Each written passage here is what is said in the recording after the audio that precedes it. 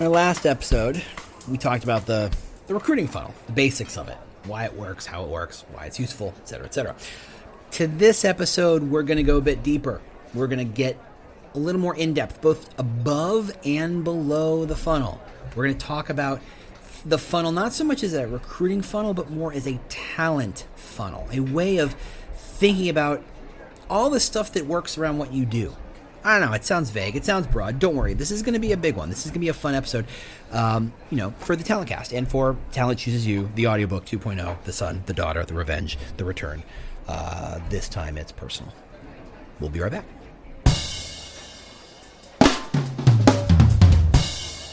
Hey, how you doing? James Ellis here. Thanks so much for listening. This is the Talent Cast, as you know.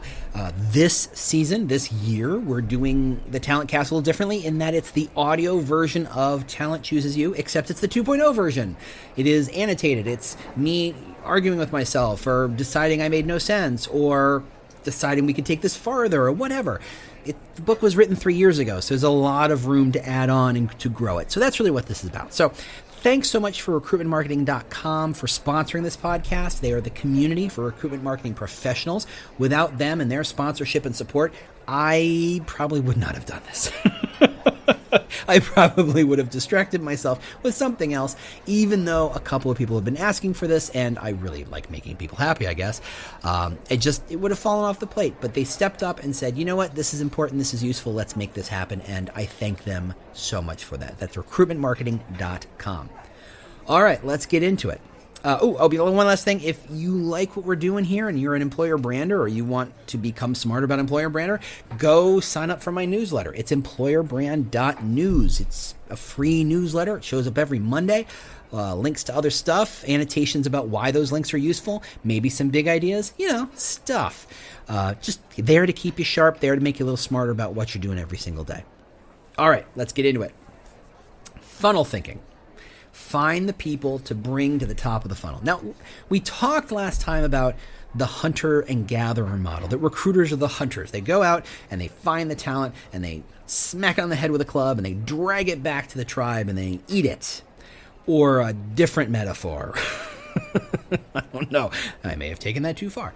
But like primitive hunters, it's time to start to develop farming techniques. First, to mitigate that feast or famine cycle that we always find ourselves in, but really, it's to set up a system that produces more tomorrow than we could do today, to ensure that we can meet businesses' demand for talent no matter how fast it grows. And I just want to kind of holler at, make sure that's clear. We didn't accidentally move from hunters to gatherers. Hunters and gatherers to farmers. That was not just something that happened. It made economic sense. It just did. If you can stay in one place and build a little house, you can stay safer, you can build a family, you can grow, you can maximize the harvest, you can maximize what you're doing. You can still occasionally take advantage of the hunt, but you could maintain a baseline of value from your crops and your food and your domesticated animals so that you could build something more. The reason why the hunter-gatherers never built interesting, complicated technology was because they were too busy packing things up and moving to the next place. Everything had to be super portable, right? They could not count on the river. They could not count on a feed of water. They could not count on a building that they owned or they could maintain or they could grow. They took what they could. They were opportunistic. Recruiters got to make the same shift. They got to go from being opportunistic and just taking whatever candidates show up and finding ways to build talent before they need it. Now, the way you do that is to expand your horizons a bit, right? You got to see beyond the limitations of the recruiting funnel. I know that, actually I don't know because I wasn't there, but I got to imagine that when farming started, hunters went, that's stupid. That's going to take a year before that food is ready to eat. You're going to starve today. Right? That thought process happens, that fight between short-term and long-term, macro and micro thinking, there's a gap.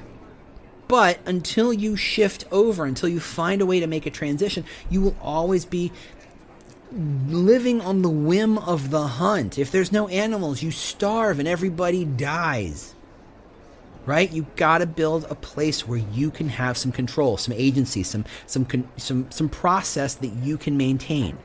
The goal of the recruiting funnel is to fill the top of the funnel, not caring where the people come from, right? You don't care if they come from a job board or sourced or a reference or a referral or whatever. You don't care. They just show up. But that's reactive hunter thinking. A farmer thinks about what needs to be done to to encourage more to happen.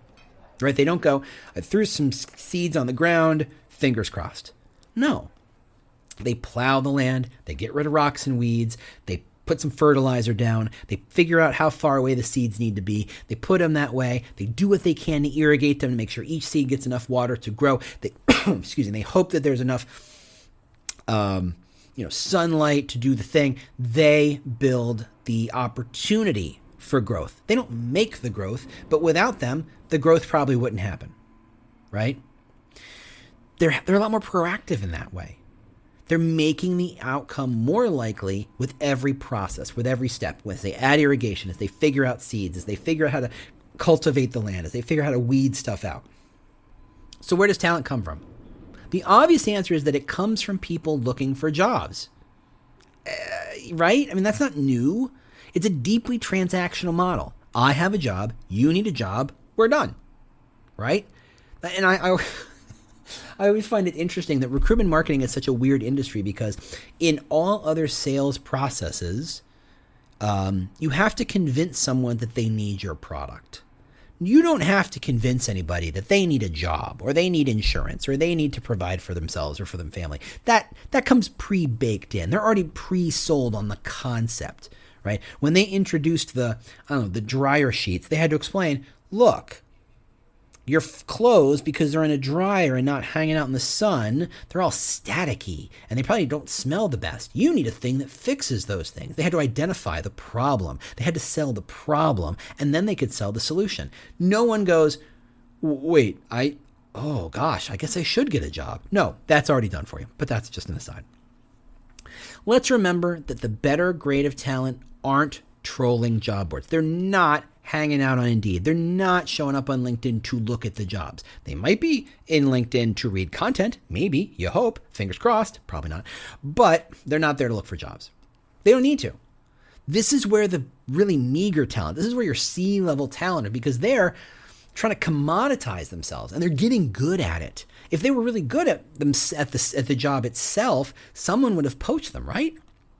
Someone would have seen them and said, oh, you wrote a really interesting article. You published a really interesting thing. You built this amazing product. You should work for us. And they would grab them and give them a lot of money and drag them back to the cave or the tribe or whatever to eat them, I guess. I don't know. I'm taking this metaphor real far. Enjoy. So what you're left with as a recruiter are C quality talent for the most part. These are the people who go, I'm going to look for jobs because I don't have a network, because my work isn't so obviously good that people are asking to talk to me. So I'm just going to go ahead and hit apply. So you got to understand that the people applying for jobs cold are not necessarily the talent you want, right? So if you want more talent, you got to look above the funnel. You got to understand where that talent comes from. So for most recruiters, this is like staring into the sun above the funnel. That's not my job. That's not something I control. That's like what God does. Whatever picture of God you need to use, if you have one, and what other, just say cosmos, deity, I don't care. Job descriptions and requisitions kind of appear by magic, right? The HRBP does the dance and they shake the stick and suddenly the job shows up and it's called an opportunity or requisition and it shows up in the HRIS system and we get to turn into a job, right? It's voodoo. It's really what it is. It's shaking bones and sticks and reading tea leaves. It just happens by magic. But above the funnel is where the game rules get set. So we need to understand how that happens and think about where it comes from so that we can make some adjustments and we can kind of make some impact on it to make the rules work for us. So let's start by saying that this conversation occurs independently of the team or process of your company, right? It's not about approved requisitions. In some companies, these things come from HR and sometimes they come from an HRBP and sometimes they come from the hiring manager. And I'm not worrying about that stuff. It might come from an executive approval. That's not what we're talking about here. let's just take a process and call it a process, regardless of how many people and steps it takes for you to do that process. I don't care if you need a step that takes a week from Comp and Ben. If it does, it does. That's your world. I can't change that. But understand that a process happens before it comes to you. We're not going to invent and reinvent HR. We're going to think about what happens and how do we influence. And what happens when a requisition comes through is we say, okay, we need this nurse and we're going to pay 70% of the standard wage for that person. Wait, what? Or we need an electrician who has an MBA. Wait, what? Or the requisition says we need to hire 10 experienced salespeople in Topeka in the next 60 days, despite the fact that no one in Topeka has any idea who we are. What? These are painful asks, and they are not uncommon. And depending on your process, none of these things are surprising. What you need to think about is, where do those requests come from? I don't mean from HR. I don't mean from Comp and Ben. I mean, where does the need come from? It comes from a business need, right? The business needs an electrician who has an MBA. The business needs a nurse and they don't want to pay much for it. The business needs to build a sales team in Topeka. Do it. That's how they're going to grow.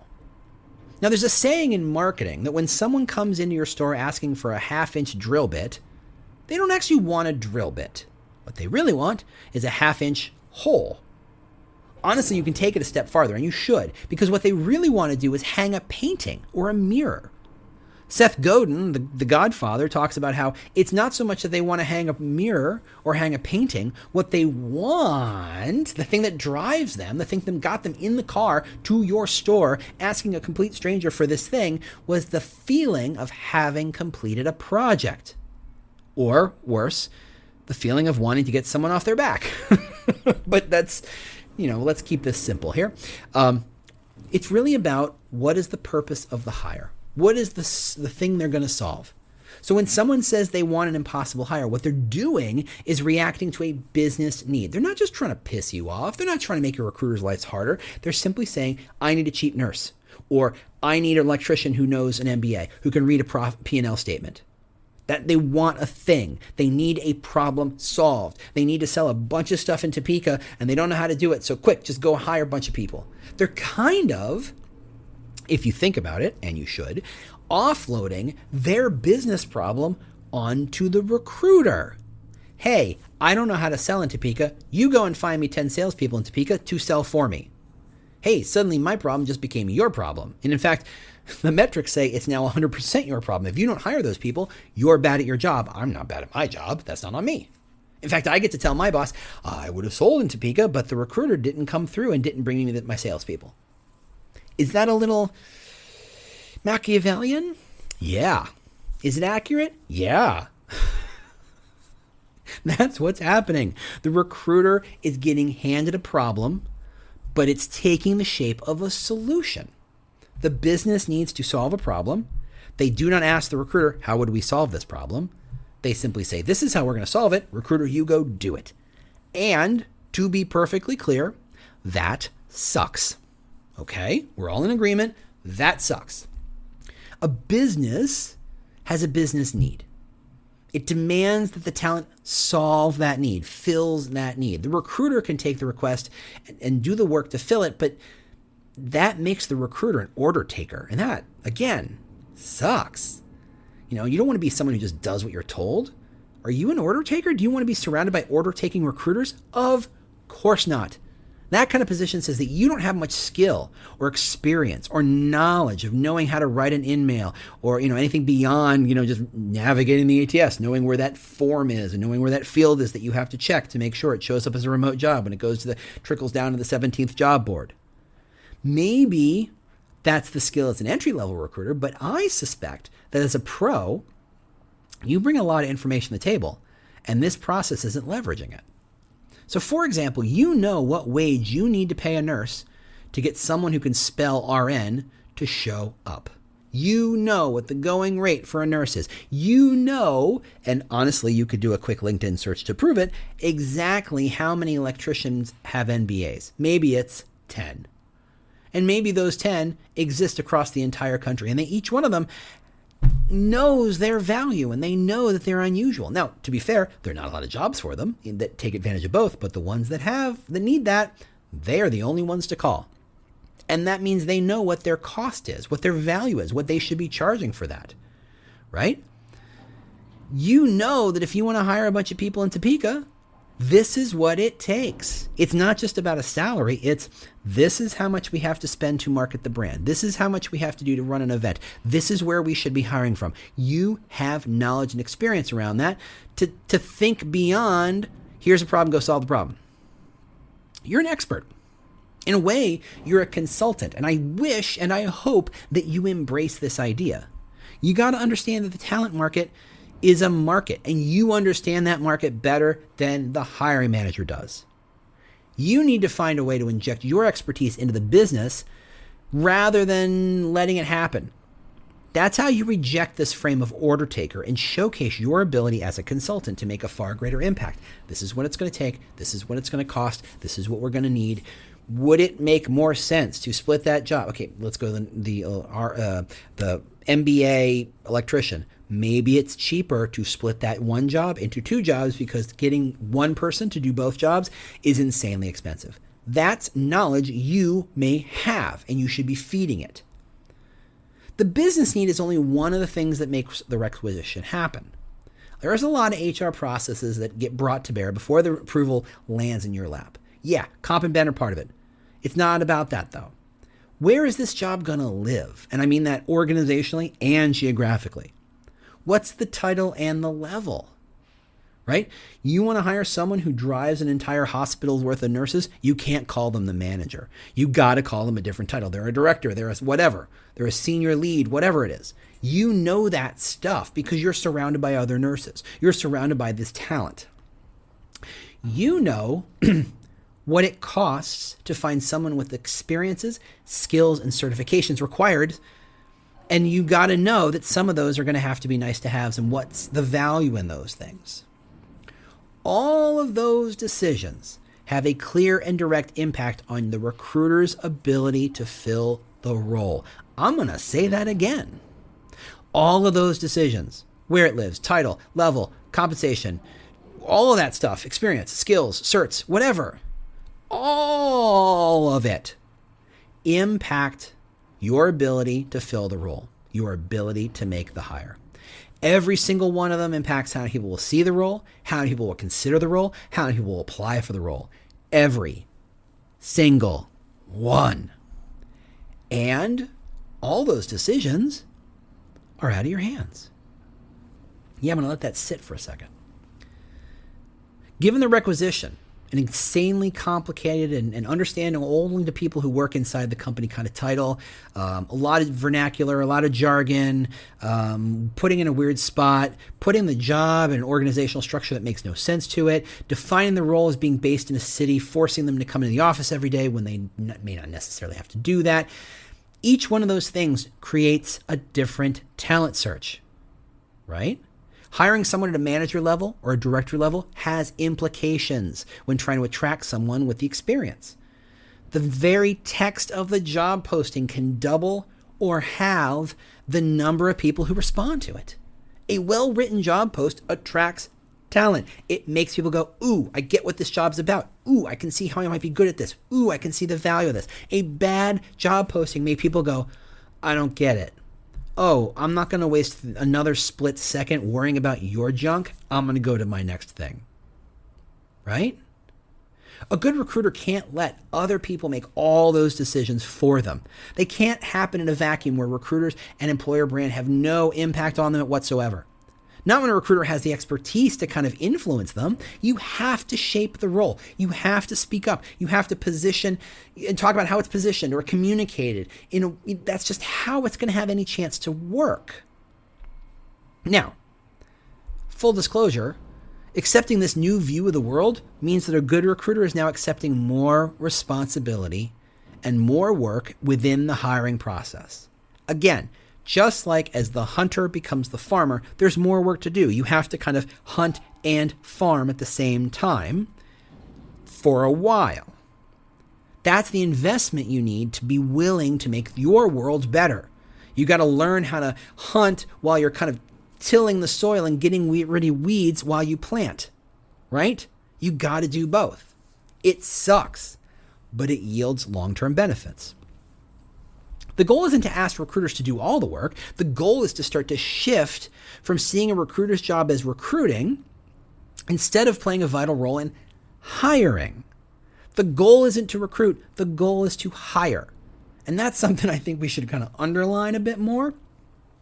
The recruiting is a process, is a task, but its goal is not to recruit. The goal is to hire. Everything should be worked around that goal. That means there are things that are not quote unquote recruiting that impact the goal of hiring. You have to see those things as connected. Yeah, the recruiter's got to be a part of the framing and the approval process, and that's using time they don't have. No, recruiters are not trained copywriters who can turn a job posting into poetry. The shift takes time. It is hard. It uses resources in places you're not used to. But it won't take long before a recruiter's influence supports the work farther downstream, right? I know plenty of recruiters who are the only one who can talk to that hiring manager who everybody else hates, because they've built that relationship. They've invested the time in building that relationship with that recruiter to say, I'm the one who can tell them no. I'm the one who says, that request is insane. Let's talk about what it could be. Same idea. You're starting to invest in the process and the relationships, not just the how do I find more bodies to put in the seats. By helping to shape and frame the roles before they go live on the job boards, recruiters are ensuring that the people are more likely to listen and consider the opportunity. Smart work at the top of the funnel makes less work at the bottom of the funnel. Now, less work doesn't mean more time at the foosball table and more time drinking. And I know you recruiters, and the answer is drinking. But it means focusing not on the work of moving candidates through an ATS, the junk work, or facilitating them through an interview process, which is time consuming, but in building relationships with people who haven't even entered the funnel. Right? We talked about great talent doesn't want to apply. We talked about that they're not trolling job boards. What it wants is to get to know you. It wants to build a relationship with a bunch of companies, not a lot of companies, but enough to build its own internal consideration list to say, these are the 5 or 3 or 10 companies who, when the stars align, I would love to work there. That doesn't just happen, right? It takes time. No one wants to feel rushed as they make some sort of life-changing decision. Recruiters who are positioned to understand the brand as a whole, as well as the specific role, are the great and honestly, they're probably the perfect connection between the prospect and the brand. Recruiters know and can share stories, articles, videos. They can tell the specific story about that role, about that hiring manager, about that boss, about that office, about that team, about that company. They can remind prospects of events. They can talk about, hey, there's stuff going on. There's other educational opportunities. There's ways of facilitating informal and conversations or interviews. A way of giving great talent a chance to ruminate, to think, to consider, and to make a decision based upon not urgency, which feels like a scam, but based on information and a timeline that they own. Now in sales, this is called account management, right? Salespeople can be measured on their output, but they know that sparking those relationships, nurturing the relationships is how the sales get done. Recruiters can follow that same kind of thinking, but more on the power of building relationships as we work down the funnel. We're going to get to that stuff because in the moment, we're going to talk about the other side of the funnel.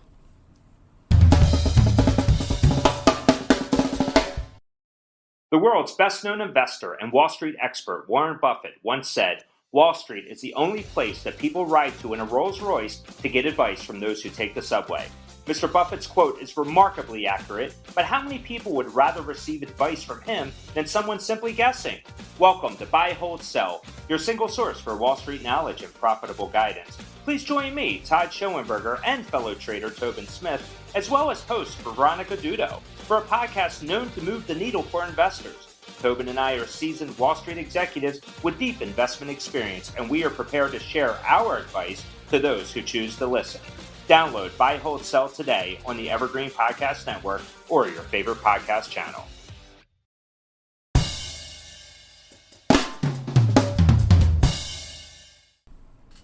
All right, let's finish up our funnel thinking here. Leveraging people to help you fill the top of the funnel. So having talked about everything that happens above the funnel, the business process, the requisition creation process, the business need, now it's time to look below the funnel. That is, the funnel ending at the moment of hire. Below that spot, which is a place that most recruiters don't even bother looking. Because this is unusual. Recruiting professionals don't normally worry much about what happens after the hire, right? Their role has always been described to them as, hey, the second that hire shows up, the second they show up on day one, you're good. Collect your check. You did a good job. You know, check the box. You're done. You're done. There's other people to handle it. There's onboarding people. There's hiring managers. There's other people to take care of this stuff. There's HRBPs to manage stuff. It's not your job anymore. Some recruiters, you know, they show up on day one and facilitate, and they take them their desk and get them an ID badge, or maybe show them to the hiring manager and kind of do a transfer on day one to say, okay, here you go. You're out of my hands. I was your closest relationship in this entire business for a while, but now that relationship is moving. You don't talk to me anymore. And that's unfortunate. I mean, yeah, there are a couple of recruiters who will go and say, okay, checking in a couple weeks later. How's it going? Everybody good? Cool. But that's really unusual. Below the hire is, it's not just unusual for a recruiter, it's actually the rest of the business. Rather than think of this part of the funnel as the stuff that happens after the hire and has nothing to do with me, we need to start thinking about this as a resource and channels that every recruiter should and could use to shortcut the rest of the recruiting funnel. The people who have been hired are a resource we should be tapping into. Turns out that they now know the interview process. They know the candidate journey. They know what they've been through. They're starting to learn the company, and many times they've been here a while now. They know the company at a deeper level than any candidate could. They show up every day suggesting a level of engagement, either because or despite they've seen the good and the bad and internalized it. They're not wondering what's it going to be like. They know. There are no more secrets from them.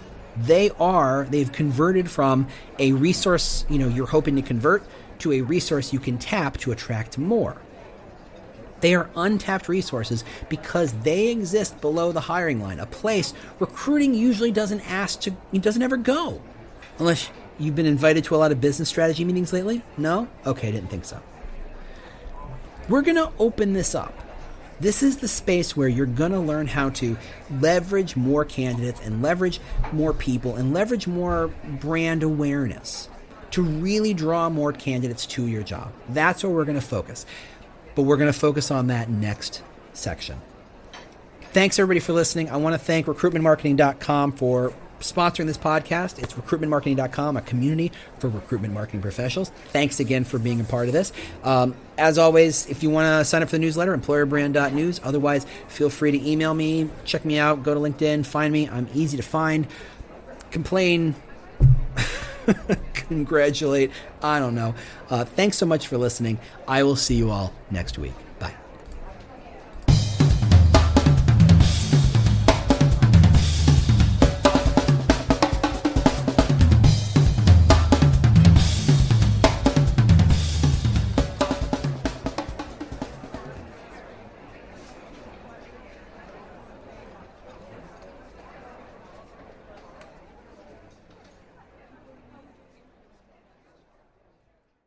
Do you love news about LinkedIn, Indeed, Google, and just about every other recruitment tech company out there? Hell yeah. I'm Chad. I'm Cheese. We're the Chad and Cheese Podcast. All the latest recruiting news and insights are on our show. Dripping in snark and attitude. Subscribe today wherever you listen to your podcasts. We out.